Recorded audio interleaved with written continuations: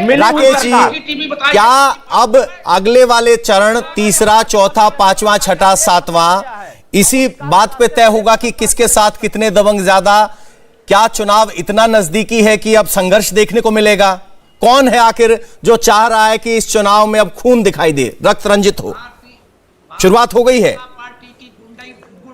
देखिए पवन जी, ये पहले चुनाव की पहली सूची समाजवादी पार्टी ने जब जारी की, पहली सूची में पहला नाम उन्होंने नाहिद हसन का रखा था। और आज जब अंतिम सूची जारी हो रही है, अंतिम नामांकन हो रहे हैं, तो अंतिम नाम आपको अब्बास अंसारी का दिख रहा है। यानी नाहिद हसन से लेकर के अब्बास अंसारी तक, समाजवादी पार्टी हो या सुहेलदेव भारतीय समाज पार्टी, इनका गठबंधन बिना अपराधी माफियाओं के एक कदम आगे नहीं चल सकता है। हर चरण में इनके पास माफियाओं के चरणों में लेटने के अलावा दूसरा कोई विकल्प नहीं है। हर अपराधी को इन्होंने गले लगाने। तो राकेश जी का संपर्क दोबारा बने उससे पहले रोशन लाल जी के पास चलते हैं। समाजवादी पार्टी से उम्मीदवार भी हैं। समाजवादी पार्टी पर आरोप ये लग रहे हैं कि उन्होंने नाहिद हसन को टिकट दिया और अब्बास अंसारी तक पहुंच गए। क्या कहेंगे?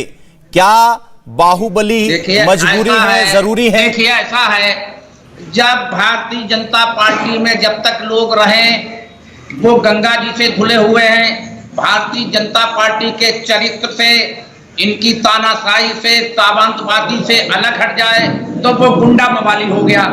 इनकी कथनी करनी में बहुत बड़ा अंतर। ये देखिए, इतना हाथ से बौखला गए कि मेरी कोठी पर हमला किया गया, गोलियां बरसाई गई, डंडे बरसाए गए, ईंटें बरसाई गई, और मैं लगातार समाजवादी के लोग हैं। एक गुंडागर्दी करने का केवल समाजवादी के लोग करते हैं।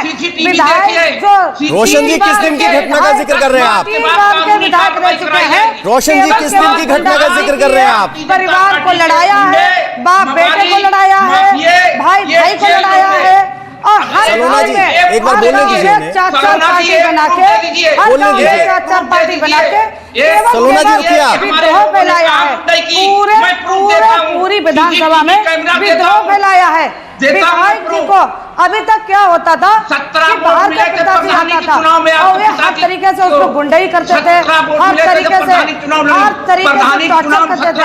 आज की जनता होशियार हो गई है, पढ़ी लिखी हो गई है, आज की जनता समझदार हो गई है। वो गुंडाई वाले विधायक को नहीं चाह रही है। सर, प्रधानी का चुनाव पीछे छूट गया।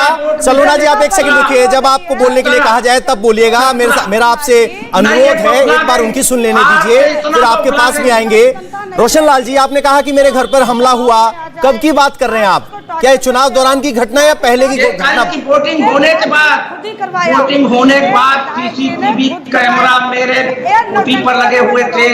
इनके 250-300 गुंडे पहुंच गए और इन्होंने वहां, आप टीवी देखिए,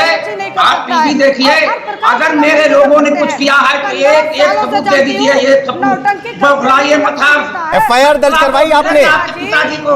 रोशन जी, आपने एफआईआर दर्ज करवाई है उस घटना की? गुंडे पाल रखे हैं, उन्हीं से गुंडे मेरे ऊपर हुई है। मैंने तहरीर दी, अब तक जिला प्रशासन भारतीय जनता पार्टी की सरकार में बिल्कुल दबाव में है। ये एक सबूत दे दें, एक सबूत दे दीजिए।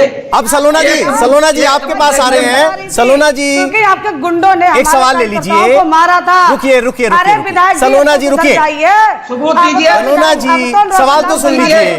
मैं सबूत देता हूं, मैं सबूत देता हूं। बचा रखोगे सीसीटीवी कैमरा, कब तक आतंक दोनों अपने तर्क दे रहे हैं। वोट मिले तुम्हारे पिताजी को। देश आजाद हो गया, देश आजाद हो गया, प्रधानी रही थी लेकिन वर्मा जी ने तिलेर विधानसभा भी गुलाम बना रखी थी। अब जनता होशियार हो गई है, गुलामी से बाहर आना चाह रही है। तो आपने 15 साल जब गुलाम बना रखा था 133 विधानसभा को, जनता होशियार हो गई है। सलोना जी, आपको रुकना पड़ेगा वरना डिबेट आगे नहीं बढ़ पाएगी। आप चर्चा को आगे नहीं बढ़ने दे रहे हैं, आप मोनोलॉग बोल रहे हैं, अपनी बात रखने से मतलब। सलोना जी की आवाज थोड़ी सी कम करनी पड़ेगी, हमें माफ कीजिए आप, हम ऐसा करते नहीं, लेकिन आप सवाल ही नहीं ले रही हैं, ऐसे बात नहीं बनेगी। मैम रुकिए आप, हमारी बात आने दे। रुकिए। राकेश जी, एक सवाल आपसे ये ले लेते हैं कि यूपी के दो दौर तो निपट गए हैं और अब हिंसा की बात हो रही है। जमीन पर क्या स्थिति नजर आ रही है? अभी तो हमने बुरके तक का सफर तय कर दिया है, आगे किन मुद्दों पर है? क्या अब हिंसा अगला चुनावी मुद्दा होगा? देखिए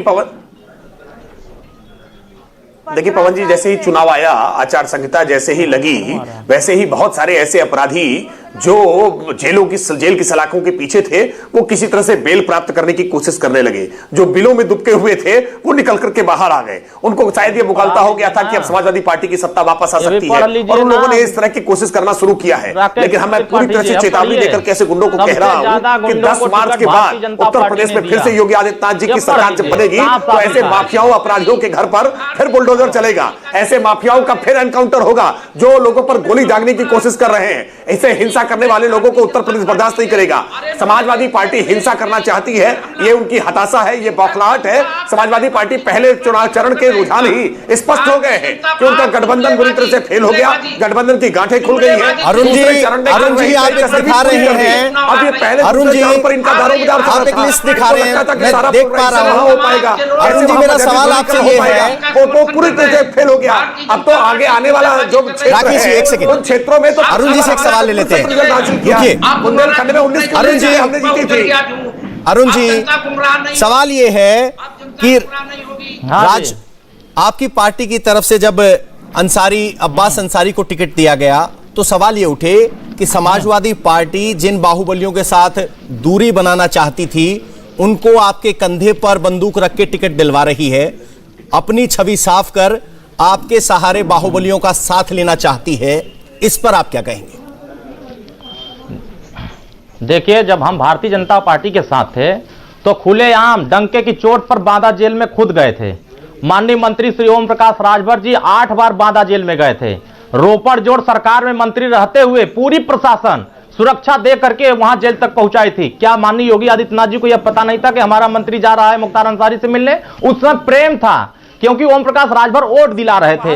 अब उनको वोट दिलाने वाले बचे नहीं है, अब उनका खदेड़ा करा रहे हैं। तो भारतीय जनता पार्टी को यह दिख रहा है कि उनसे क्यों लगाव है। अरे भैया तोहरे साथे रहे तब लगाव नहीं दिख रहा था कि वो हम उनसे क्यों लगाव में हैं? हमारा पुरानी दोस्ती है, हमारी राजनीतिक दोस्ती बहुत लंबे समय से चली आ रही है, तो इसमें आपको पीड़ा क्यों है? आपके साथ था तो आप कार्रवाई कर दिए होते कि हाँ उनसे मिलने का इस नाते हम आपके खिलाफ कार्रवाई करते हैं। आपके साथ अरुण जी, तो जनता तो ये सवाल पूछेगी ना कि भाई राजभर नेता राजभरों के साथ की वजह से है या बाहुबलियों के साथ की वजह से है? आप बड़े गर्व से कहते कि 8 बार मिलके आए, तो इसको आप अपनी पवन जी अपनी अगर आप यह बात बताते हैं क्या? अगर यह बात कहते हैं कि हम राजभरों के नेता हैं, अगर राजभरों की पार्टी है तो मैं आज कह देता हूं कि भारतीय जनता पार्टी ठाकुरों की पार्टी है। यह स्पष्ट हो जाएगा कि कोई भी राजनीतिक दल किसी जाति के नहीं होता है। वो राजनीतिक दल सभी समाज को जोड़ करके राजनीति करता है। राजनीतिक दल बाहुबली का हो सकता है और एक जाति की राजनीति हम नहीं करते हैं। राजनीतिक दल बाहुबली का हो सकता है तो हम उत्तर प्रदेश में राजनीति नहीं कर पाते। आप एक रियाती की भी नहीं कर रहे हैं। नहीं, ये आप तो एक परिवार की कर रहे भारतीय जनता हैं। पार्टी पूछा तो कि भाई आखिरकार पिता पुत्र के अलावा दूसरे राजभर को टिकट क्यों नहीं दिया? बीसीसीआई के चेयरमैन किसी दलित को बना दिए होते जो सालार काजी का बेटा क्यों बना दिए? बाजार पर जाकर के तत्कालीन जो हमारे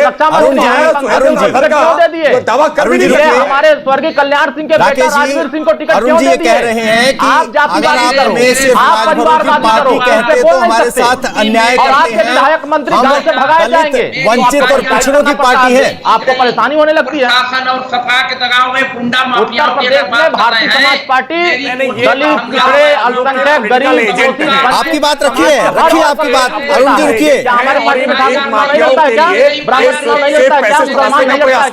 इंडिया टीवी हर वक्त हर जगह डाउनलोड करने के लिए सर्च करें India TV news Google play store या ऐप स्टोर पर।